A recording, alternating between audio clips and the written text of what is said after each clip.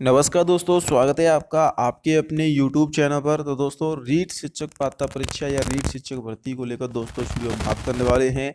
काफ़ी सारे स्टूडेंट मेरे से दोस्तों कमेंट करते हैं कि सर पेपर का लेवल कैसा आएगा, कैसे पेपर को पास कर सकते हैं जिनकी अच्छे से तैयारी नहीं है, और पेपर सॉल्व करते समय आपको कौन सी रणनीति अपनानी है। जी हाँ दोस्तों, कुछ छात्र क्या करते हैं कि दोस्तों यहाँ पर उनको सब कुछ याद होता है, लेकिन वो सही रणनीति पेपर हॉल में आपको किस प्रकार से पेपर हल करना होता है, क्योंकि वहाँ पर छात्रों के ऊपर अलग से एक प्रेशर आ जाता है।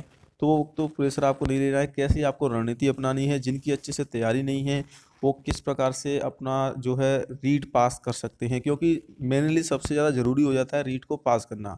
उसके बाद आपके अगर अंक बढ़ जाते हैं तो अच्छी बात है, लेकिन सबसे महत्वपूर्ण तो यही है कि रीट आपका पास होना चाहिए। क्योंकि दोस्तों, अगर आपके 100 नंबर आते हैं तो भी आप मुख्य परीक्षा में बैठोगे, अगर आप 90 से पास करते हो तो भी आप मुख्य परीक्षा में बैठोगे। यानी कि आपका रीड पास होना चाहिए, मेन मकसद तो आपका यही है। और अच्छे अंकों से होता है तो उससे आपको थोड़ा कॉन्फिडेंस और बढ़ जाता है। बाकी सबसे महत्वपूर्ण तो आपको रीड पास करना ही है। पेपर के लेवल को लेकर बात करेंगे, कैसे पास कर सकते हैं। मैं ये 3 से 4 मिनट की वीडियो रहेगी, लेकिन आपके सारे डाउट इस वीडियो क्लियर हो जाएंगे। तुक्का लगाने को लेकर भी इस वीडियो में बात करें कि आप तुक्का किस प्रकार से लगा सकते हैं। 20 से 25 नंबर इंक्रीज होंगे अगर आप इस चीज़ को फॉलो करते हो तो।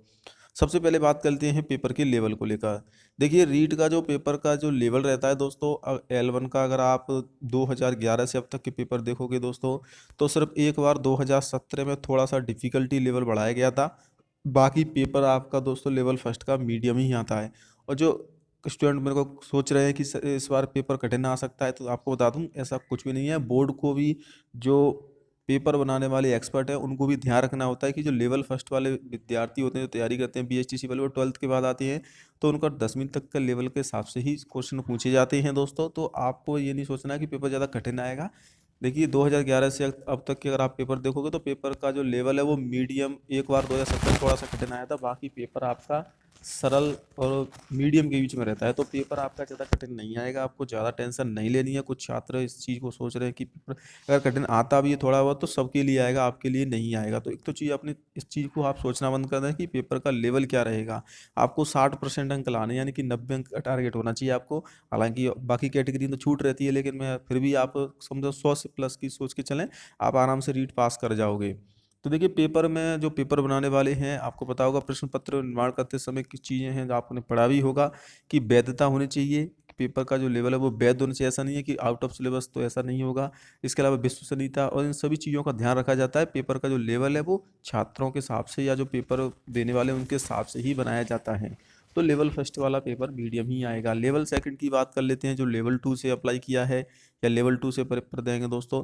तो देखिए, लेवल टू का थोड़ा सा डिफ़िकल्टी लेवल हाई रहता है अगर लेवल फर्स्ट से कंपैरिजन करें। लेकिन उसमें भी आपको सबसे पहले भाषा फर्स्ट, भाषा सेकंड, इन चीज़ों पर अच्छी पकड़ बनानी है। और जो आपकी और लेवल टू में वही विद्यार्थी लेवल टू या बीएड से करते हैं जिनकी अगर आप बीएड में एसएसटी वाले हैं तो आपकी एसएसटी अच्छी होनी चाहिए। आई होप होती है, क्योंकि वही विद्यार्थी एसएसटी से करते हैं जिनकी सामाजिक विज्ञान एसएसटी अच्छी होती है। साइंस मैथ वालों को साइंस मैथ अच्छी होता है, तो वहाँ से आप अपने नंबर अच्छे से कर सकते हो। फिर भी थोड़ा सा डिफ़िकल्टी लेवल अगर मैं बात करूँ तो थोड़ा सा अधिक रहता है लेवल फर्स्ट से, क्योंकि ये जो विद्यार्थी रहते हैं वो आपकी बीएड की बात करते हैं। और इसके अलावा इसमें आपका थोड़ा सा 8वीं से जो 6 से 8वीं तक के छात्रों को पढ़ाया जाता है, तो थोड़ा सा बोर्ड इसके हिसाब से डिफ़िकल्टी लेवल रखता है। लेकिन फिर भी ज़्यादा नहीं रहता है, मीडियम ही पेपर आएगा, ज़्यादा टफ नहीं आएगा। अगर आप पिछले पेपरों को उठा के देखोगे 2011 से अब तक के, तो ज़्यादा पेपर टफ नहीं आए हैं, मीडियम है। थोड़े बहुत कुछ क्वेश्चन ऐसे होते हैं जो हर बार टफ लगते हैं, वो 3 से 4%, वो सबके लिए होते हैं। तो एक तो ये चीज़ आपको नहीं सोचनी कि पेपर का लेवल क्या आएगा, कठिन आएगा, सरल आएगा। तो स्टूडेंट सोच रहे हैं इसको दिमाग से निकाल दें, आप तो अपनी तैयारी पर फोकस करें। इसके अलावा कैसे पास कर सकते हैं रीट, देखिए कुछ छात्रों की तो तैयारी अच्छी से, तो उनको तो कोई टेंशन नहीं लेनी है, उनका तो रीट आराम से क्लियर हो जाएगा, उनकी अच्छे से तैयारी है। लेकिन कुछ छात्र ऐसे इनको 1 महीने या 1.5 महीने से 2 महीने से ही तैयारी की है, या 1 महीने से ही तैयारी की है, 10-15 दिन से। तो देखिए, आपको पेपर सॉल्व करते समय कुछ चीज़ों का ध्यान रखना होगा। पहली चीज़ कि एक दो ओएमआर शीटों को गलती नहीं करनी है, आपको रोल नंबर में गलती नहीं करनी है, अपने नाम में गलती नहीं करनी है। इसके अलावा दोस्तों, आपको अपना डेट, जो एग्ज़ाम डेट है, वो सभी अच्छे से फॉलो करके बनना है। और अगर आपको नहीं आता है तो एग्जाम से पूछ लें, क्योंकि देखिए 5 नंबर माइनस होंगे आपके अगर आप रोल नंबर गलत भरते हो। पेपर होने के बाद देखिए, आप देख लेना, काफ़ी सारे स्टूडेंट कमेंट करें सर मेरा रोल नंबर गलत भर गया है।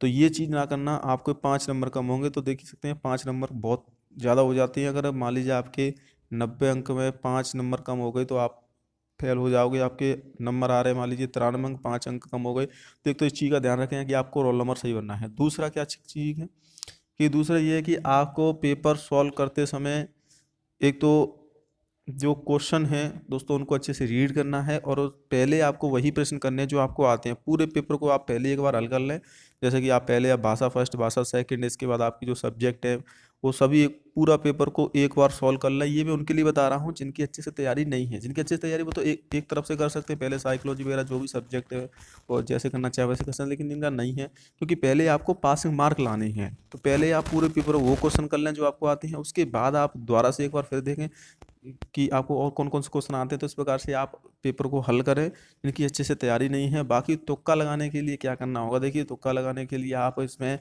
एक तो ABCD के जो 4 विकल्प आएंगे दोस्तों, इसमें कुछ क्वेश्चन 2 से 3 क्वेश्चन आपको ऐसे मिलेंगे जिसमें उपरोक्त सभी होगा, तो वहाँ पर संभावना 90% ये रहती है कि वो उपरोक्त सभी वाला सही होता है, तो आप उपरोक्त सभी के साथ जा सकते हैं। अगर आपको आंसर नहीं आ रहा है, आंसर आता है तो ठीक है, नहीं आता है तो आप उपरोक्त सभी के साथ जा सकते हैं। पेपर सॉल्व करते समय आपको एक तो समय का भी ध्यान रखना है कि आप कुछ छात्र क्या करते हैं कि एक ही सब्जेक्ट में काफ़ी समय ले लेते हैं, जिससे कि बाकी सब्जेक्ट के लिए समय नहीं बचता है। इसके अलावा पहले सरल सब्जेक्ट को करें, कठिन सब्जेक्ट को लास्ट में करें, तो ये भी आपको एक रणनीति होनी चाहिए। कुछ छात्र क्या करते हैं, जाते ही दोस्तों कठिन सब्जेक्ट को करने लग जाते हैं, वो सोचते हैं कि पहले मैं कठिन को कर लेता हूँ, बाद में सरल को कर लेता हूँ, इसमें क्या होता है उनका समय चला जाता है, और बाद में प्रेशर की वजह से दोस्तों, कम समय होने की वजह से जो उनको सरल सब्जेक्ट होती है जिनको वो आंसर आते हैं वो भी भूल जाते हैं। तो एक चीज़ इस चीज़ का भी ध्यान रखें कि पेपर सॉल्व करते हैं पहले सरल सब्जेक्ट करें। देखिए अभ्यर्थियों के सवाल आए हैं, काफ़ी सारे स्टूडेंट के सवाल हैं, एक्सपर्ट ने उनका जवाब भी दिया है कि रीट एग्जाम में लड़कों के सेंटर होम डिस्ट्रिक्ट में आएंगे या नहीं आएंगे। तो देखिए लड़कों के सेंटर होम डिस्ट्रिक्ट में नहीं दिए गए हैं। रीट पात्रता जिनकी 2022 पास है, लेकिन उस समय BSTC प्रथम वर्ष में था, तो उनकी देखिए मान्य नहीं होगी। इसके अलावा दोस्तों संसद को लेकर काफ़ी सारे स्टूडेंट कमेंट करें, संसद व्याकरण नहीं आती है।